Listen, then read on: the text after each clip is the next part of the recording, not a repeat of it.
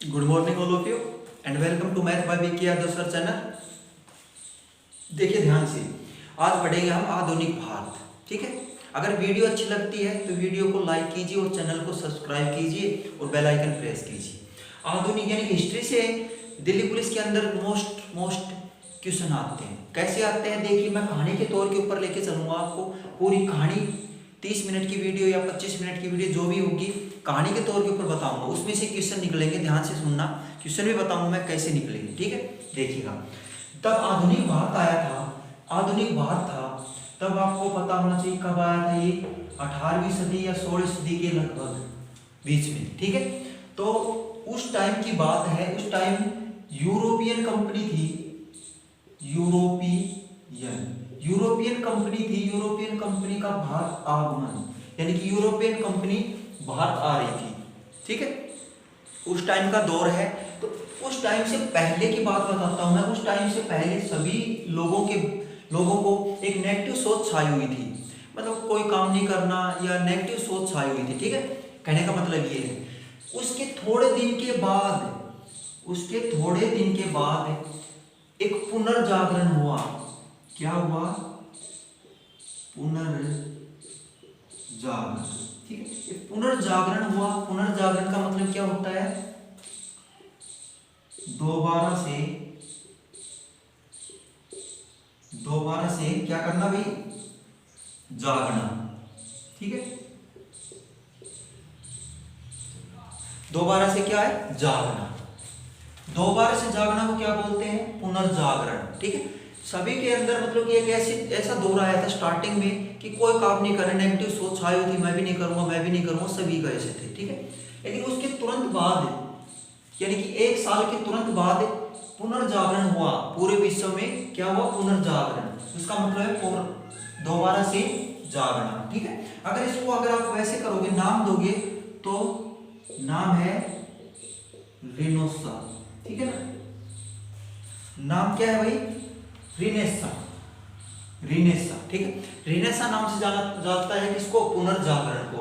किस नाम से जाना जाता है? अगर आपको क्वेश्चन में आता पुनर्जागरण किस नाम से जाना जाता है, तो रिनेसा नाम से पुनर्जागरण जाना जाता है। ठीक है, चलो हुई। अगर पुनर्जागरण हुआ तो पुनर्जागरण कैसे हुआ? पुनर्जागरण होते ही सभी लोगों को ऐसा मतलब कि विश्वास हुआ या ऐसा काम करने की लालसा हुई कि सभी व्यक्ति पूरे विश्व के अंदर का दोबारा से काम करना शुरू कर दिया। दोबारा से काम करना शुरू किया। ठीक है, दोबारा से काम करना शुरू किया। ठीक है, कोई कुछ काम कर रहा है, कोई मशीन बना रहा है। ठीक है, कोई आपको क्या कलाकार है, कलाकारी में अपना बेस्ट योगदान दे रहा है।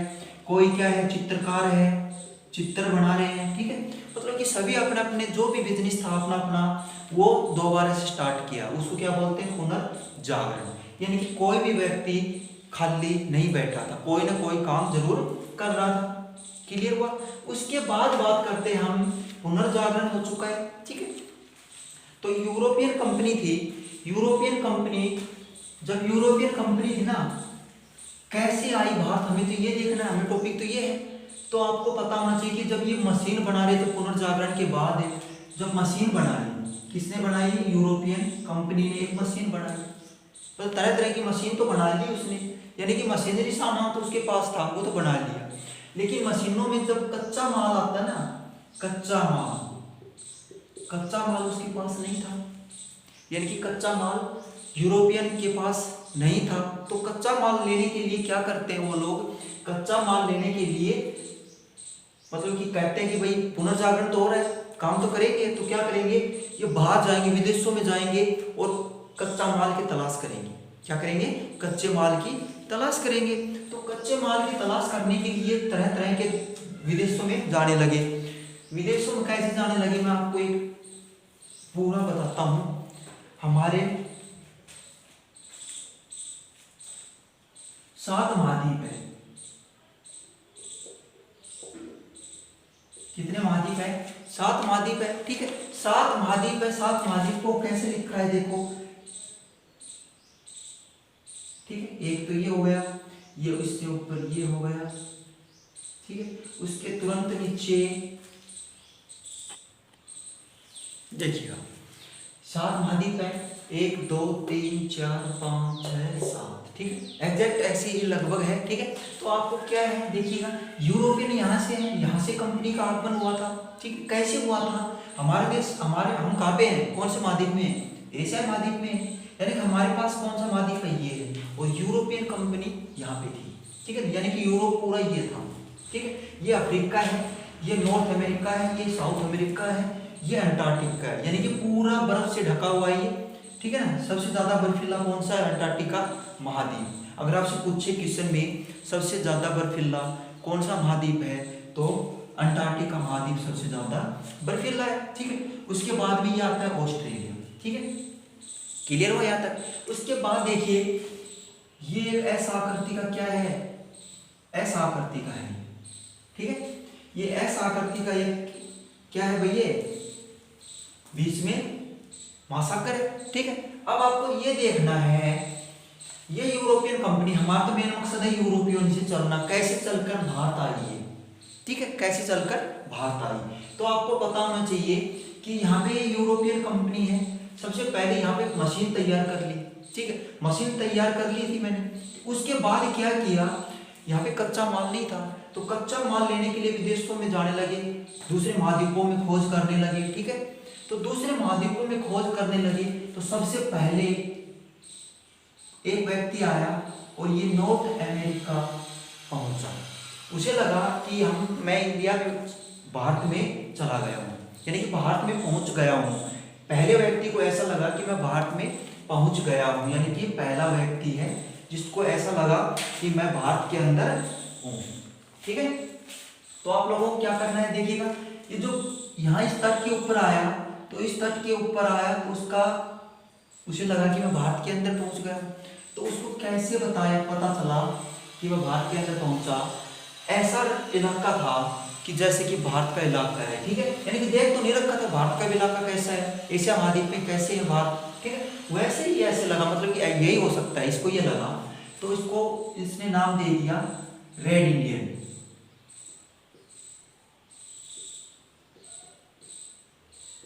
ठीक है। अगर आपको पूछे नॉर्थ इंडिया का, अगर रेड इंडियन आ जाए, रेड इंडियन कहाँ पे है, तो कहाँ पे ये नॉर्थ अमेरिका में है, ध्यान रखना, नॉर्थ अमेरिका में क्या है, रेड इंडियन, ठीक है। उसकी खोज की थी, पहले यूरोपियन गए थे, तो वहां पे उसने कुछ भी नहीं मिला, यहाँ पे कुछ भी नहीं मिला, क्योंकि यहाँ पे कुछ था ही नहीं, कच्चा माल था ही नहीं।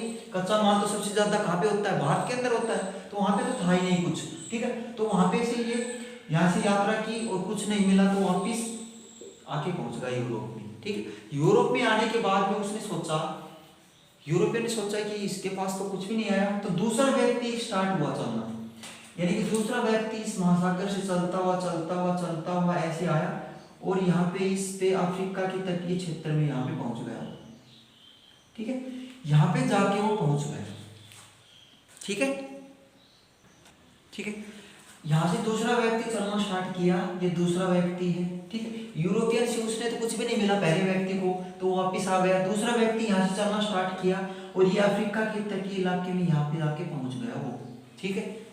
कौन से पर पहुंच गए, महाद्वीप में, अफ्रीका महाद्वीप में जाके पहुंचा वो, ठीक है। यानी कि उसको तो जाना भारत के अंदर था, लेकिन यहाँ से इससे आगे उसको रास्ता नहीं मिला, इस पानी से आगे उसको रास्ता नहीं मिला, कहाँ पे ये एशिया महाद्वीप है, उसको नहीं पता था, तो यहाँ पे आके वो रुका। कौन था, अगर आपसे क्वेश्चन में पूछे कि अफ्रीका आने वाला पहला यूरोपियन कौन था, तो आप बताओगे बार्थोलोमा डियाज, बार्थोलोमा डियाज, ठीक है। पहला व्यक्ति था जो अफ्रीका आया था, पहला विदेशी व्यक्ति भी बोल सकते हो आप, यूरोपियन अफ्रीका महाद्वीप में आया था, कौन आया था, बार्थोलोमा डियाज, ठीक है। यहाँ पे इसको भी कुछ नहीं मिला, तो इसी रास्ते से वापिस यूरोपियन पहुंच गए, ठीक।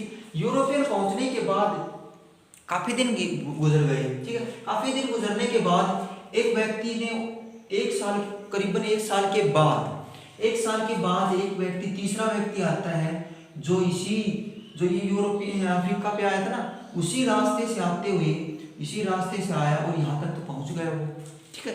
लेकिन उसने यहाँ से चलना स्टार्ट किया और अफ्रीका एशिया महाद्वीप में आ गया, कैसे आया? एक गुजरात का व्यक्ति था, उसने इसकी सहायता की थी।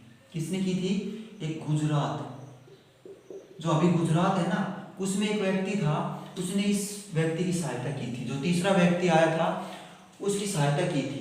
ठीक है, अगर किसी ने पूछे कि किस यूरोपियन की गुजरात में सहायता की थी, तो तीसरे जो व्यक्ति आया था उसने एशिया महाद्वीप तक पहुंचने में इसकी सहायता की थी। लेकिन इसको तो रास्ता ही नहीं पता था, लेकिन इसके बाद गुजरात का जो व्यक्ति था उससे मिला और वहां से इसने रास्ता छीन लिया, मतलब छान लिया, और यहाँ पे जाके पहुंच गया वो। ठीक है, मतलब एशिया में पहुंच गया, एशिया महाद्वीप यानी कि हमारे भारत में पहुंच गया वो, कहने का मतलब है। ठीक है, यानी कौन सा व्यक्ति पहुंचा था? वो तीसरा व्यक्ति। और अगर तीसरे व्यक्ति का नाम बताए आपसे, तीसरे व्यक्ति का नाम तो आप लोगों को सभी को पता होगा शायद, क्या था वो? Vasco D gamma. ठीक है, वास्को डी गामा था। वास्को डी गामा तीसरा व्यक्ति था जो एशिया महाद्वीप में रास्ता, मतलब रास्ता दिखाया था। ठीक, एशिया महाद्वीप में रास्ता दिखाया था। किससे? ये एस आकृति का एक महासागर है, इसको एस आकृति से बोलते हुए इसको एक नाम और दिया गया है, इसका नाम है अंध महासागर। अंध महासागर, ठीक है, अंध महासागर नाम दिया है इसको। इससे होते हुए चल गया था वो। और एक आपको एक बात और बता देता हूँ मैं, जो अमेरिका और ऑस्ट्रेलिया है उसके सबसे ज्यादा विमान जो गुम हुए थे वो कहाँ पे हुए थे? अंध महासागर में सबसे ज्यादा विमान गुम हुए थे। ऐसे पूछ सकता है कि आपको सबसे ज्यादा विमान किस महासागर में गुम हुए थे, तो अंध महासागर है जो ऐसा आकृति का है, उसमें सबसे ज्यादा क्या हुए थे? विमान गुम हुए थे। ठीक है, अब आपको ये पता चल चुका है कि यहाँ से यूरोपियन कहाँ पे आए थे? भारत आ गए। तीसरा व्यक्ति था, वो तीसरा व्यक्ति खोज कर ली कि यहाँ पे आया वो। ठीक है, यहाँ पे आया था वो। क्लियर? कहाँ पे पहुंच गया था देखो, यानी कि यूरोपियन यूरोप से होते हुए वो तीसरा व्यक्ति और यहाँ पे आके यहाँ पे पहुंच गया था भारत में। भारत का ऐसा नक्शा है लास्ट में। ठीक है, यहाँ पे आके वो पहुंच गया। ठीक है, यहाँ पे कहाँ पे, इसका नाम क्या था, ये कब पहुंचा था, ये पूछ सकता है आपको। यानी तीसरा व्यक्ति European Bharat Vasco D gamma आया था, कब आया था और कौन से स्थान के ऊपर आया था? तो ये 1498 में भारत आया था। कब आया था? 1498 में कब आया था? भारत आया था। ठीक है, और कौन से स्थान के ऊपर आया था? अगर आपसे ऐसे पूछ ले कि कौन से स्थान के ऊपर आया था, तो वास्को डी गामा काली तट है। इसका नाम क्या है? काली तट है। काली तट स्थान के ऊपर आके वो पहुंच गया। ठीक, कौन? Vasco D gamma. यानी कि वास्को डी गामा ने भारत का रास्ता देखा और यहाँ से काली तट कहाँ पे? ये काली तट कहाँ पे भैया? केरल के अंदर है। ठीक है, केरल यानी कि अब उसने देखो टाइम कितना बीतता है ये ध्यान रखना। यानी कि 1498 में तो वो भारत आया। ठीक है, 1498 में भारत आया और यहाँ से जैसे ऐसा माना जाता है कि जो तीसरा व्यक्ति वास्को डी गामा आया था भारत से, जो वास्को डी गामा यूरोप से और रास्ता देखते हुए भारत आया था, वो यहाँ से ऐसा माना जाता है कि क्वेश्चन में आ सकता है कि जो तीसरी यात्रा की थी तो उसमें जितना खर्चा लगा था उससे ज्यादा यहाँ से केरल में सबसे ज्यादा क्या होता है? मसाला होता है, यानी कि मसाला भर के लेके गया था। ठीक है, और आपको बता दे जो जितना खर्चा लगा था उससे 60,000, आज की बात है 60,000, आज तो आपको कम लगेंगे, लेकिन उस टाइम 60,000 रुपये बहुत ज्यादा थे। 60,000 का माल ज्यादा लेके आया था, यानी कि ज्यादा लेके गया था। यानी कि उसको मान लिया अगर आज 1,000 रुपये का उसका खर्चा हुआ था तो उसको 70,000 रुपये ज्यादा लेके गया था। 70,000 रुपये लेके गया था, तब 60,000 रुपये उस यात्रा से ज्यादा उसको मुनाफा हुआ था। यानी कि यहाँ से कच्चा माल क्या था? मसाले की खेती होती है, मसाला भर के, और उसी जो नाव लेकर आया था उस नाव में यूरोपियन पहुंच गया। यानी कि यूरोपियन, ये हमारे पास यूरोपियन पहुंच गया। ठीक है, उसके बाद देखो काफी दिन बीते। कितने दिन बीते? यानी कि 1503 ईस्वी। 1503 ईस्वी में वास्को डी गामा तो भारत पहले आ गया। ठीक है, उसके बाद यहाँ पे टीम आई और टीम आने के बाद भी उसी तट के ऊपर पहुंच गई, जो तट वास्को डी गामा पहुंचे थे उसी तट के ऊपर 1503 ईस्वी में पहुंची। और जो ये कोचीन है ना, काली तट के स्थान पर है एक कोचीन, ठीक है ना। जो साधन लेकर आए थे वो क्या कर रहे थे भाई, ये कोचीन था नहीं, कोचीन ये नाम कर रहे, ठीक है। इसके यहाँ पे आकर उसने कंपनी स्थापित कर ली। किसने कर ली? 1503 में यूरोपियन ने क्या की थी भाई, सबसे पहले भारत के अंदर कंपनी स्थापित की थी। कब की थी? 1503 ईस्वी में। कहाँ पे की थी? काली तट, कोचीन। कहाँ पे? ये केरल में है, यानी कि केरल में उसने अपनी कंपनी स्थापित कर ली, ठीक है। यानी कि अब कंपनी स्थापित हो गई। देखो कितना टाइम लगा, यानी कि 5 साल के अंदर उसने यहाँ पे अपनी जड़ जमा ली और कंपनी स्थापित कर ली, ठीक है। कंपनी स्थापित तो कर ली, लेकिन उसके बाद में उसको क्या क्या लगा, ठीक है। देखिएगा आगे देखते हैं।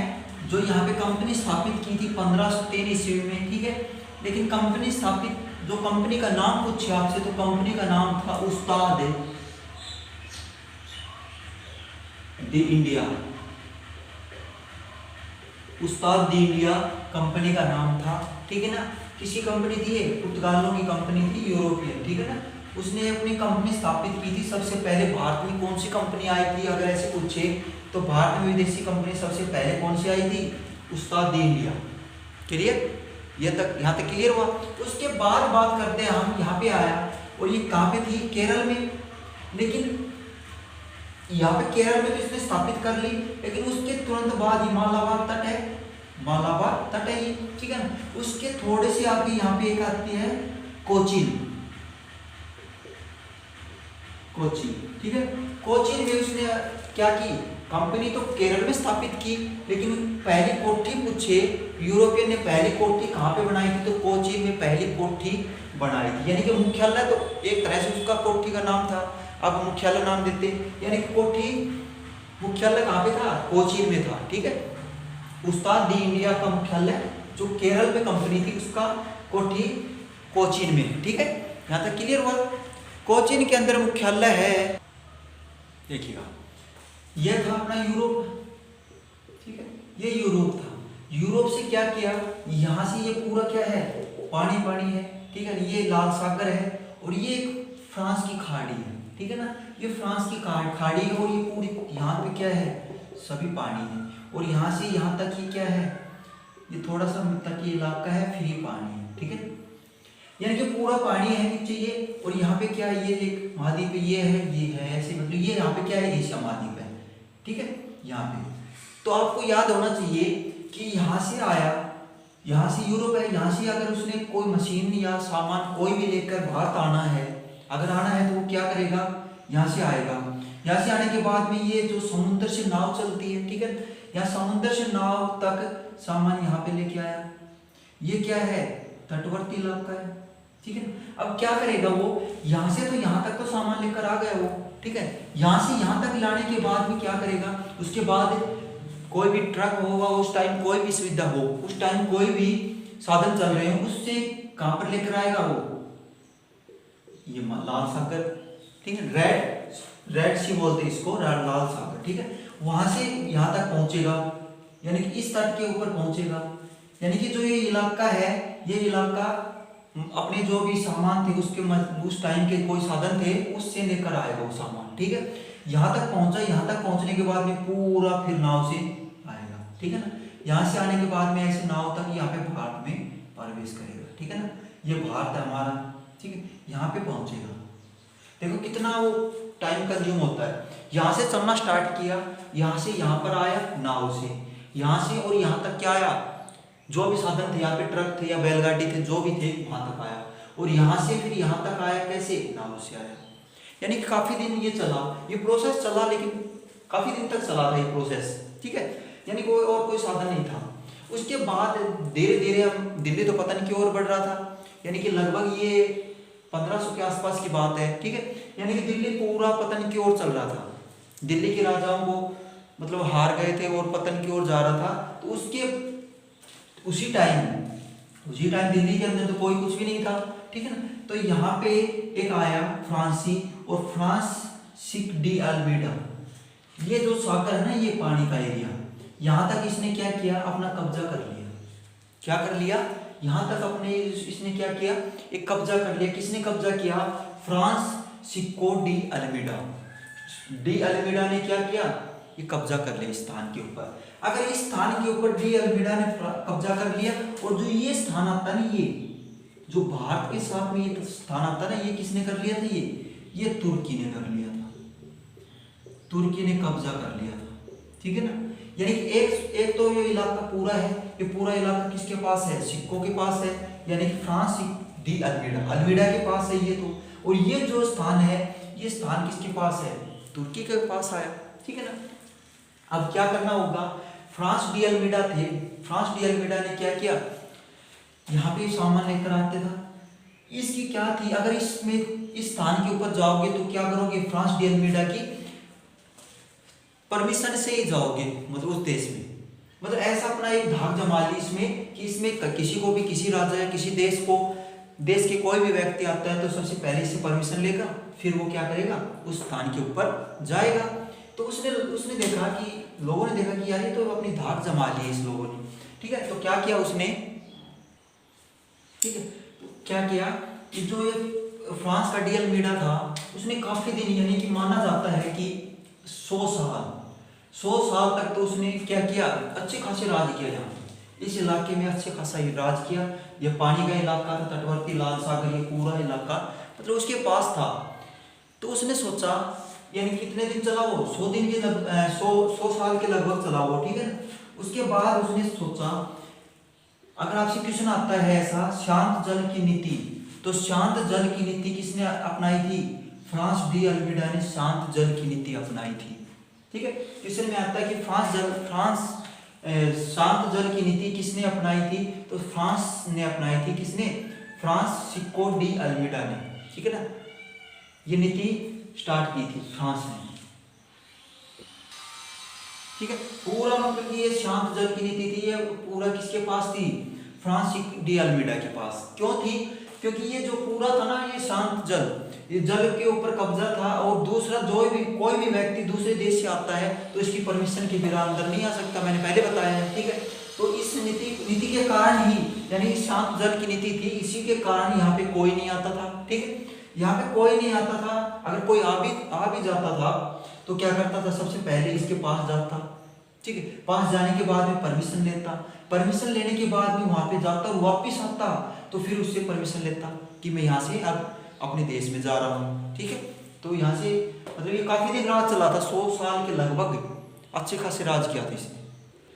देखिए, जो दूसरा व्यक्ति आया था, पहला तो कौन आया था, फ्रांसिस्को डी अल्मीडा आया था, ठीक है ना। उसने तो क्या की, उस जो इलाका था उसको शांत जल की नीति अपनाई थी। फिर दूसरा व्यक्ति आया अल्बुकर्क, ठीक है ना। एक और व्यक्ति आया था, उसका नाम था अल्बुकर्क, ठीक है ना। अल्बुकर्क था, अल्बुकर्क यहाँ पे कंपनी स्थापित कर ली थी, किसने, फ्रांस डी अल्मीडा ने, ठीक है। कौन सी थी, उस्ताद दी इंडिया, ठीक है ना, वो कंपनी थी। तो यहाँ पे वो कंपनी तो स्थापित करके उसका काम हो गया। फिर एक पूरी टीम आई यूरोप से, और यूरोप से टीम आई थी, उसमें था अल्बुकर्क। अल्बुकर्क ने क्या किया, वो बहुत ही चालाक इंसान था। यहाँ से धीरे धीरे मतलब काफी टाइम के बाद में ये गोवा आता है, ठीक है ना। तो गोवा को अपने कब्जे में ले लिया, यानी कि ये पूरा इलाका इसके कब्जे में आ गया। किसके कब्जे में आ गया था, अल्बुकर्क के, ठीक है ना। ये मालाबार तट है, इसके तटीय इलाके जो भी थे ये क्या थे, इसके कब्जे में थे, ठीक है। और इसने अपनी नीति अपनाई थी। नीति, अगर नीति की बात करें तो काफी मोस्ट इंपोर्टेंट है, जो ये अपनी चलती है ना, ये क्या बोलते हैं उसको, जो विधवा विवाह का चलता है ना, विधवा विवाह। तो विधवा विवाह का चलता है, तो उसमें महिलाओं को सती प्रथा तो अभी चला है, सती प्रथा, ठीक है ना। सती प्रथा नहीं था वो, ठीक है ना। यानी कि जो महिला यहाँ पे जो पुरुष शादी कर रखी थी उन्होंने, पुरुषों ने, वो जो पुरुष मर जाते हैं जो इनके इलाके में है, यानी कि जो इलाका इसने कवर किया था अल्बुकर्क ने, उसने एक नीति अपनाई कि जो भी महिला यहाँ पे, महिला का पति मरता है या किसी कारणवश मरता है तो वो सती प्रथा नहीं होगी, ठीक है। सती प्रथा पर क्या कर दिया था इसने, बैन कर दिया था। सती प्रथा पर बैन करने वाला कौन था, सती प्रथा बैन करने वाला अल्बुकर्क था।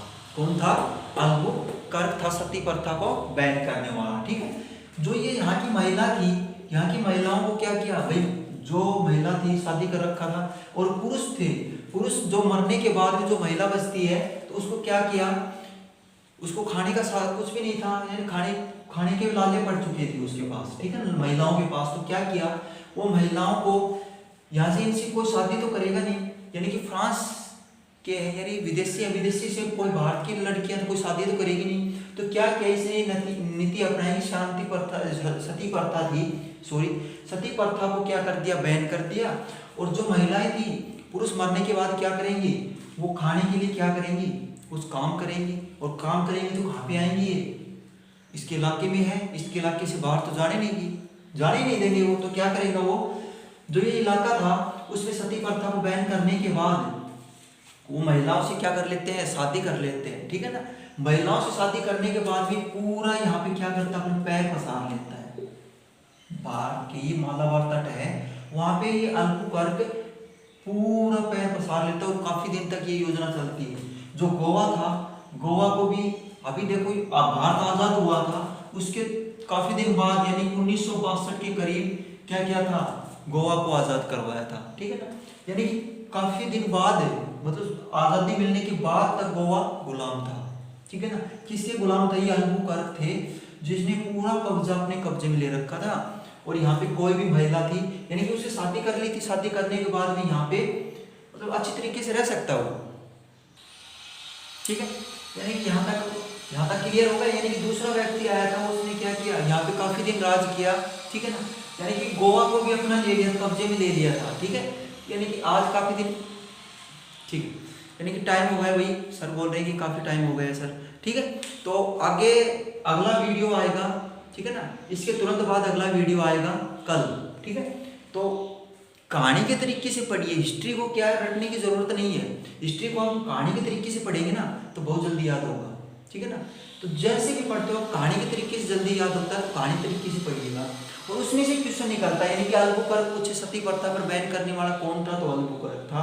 फ्रांस पर जो भारत में सबसे पहले कंपनी आई थी, किसकी वजह से आई थी, फ्रांस डी अल्मेडा की वजह से आई थी। मतलब ऐसी कंपनी जो भी थी वो अपना पूरा डेट कहानी के तरीके से याद रखिएगा, ठीक है। आज के लिए इतना ही, गुड नाइट, जय हिंद, जय भारत।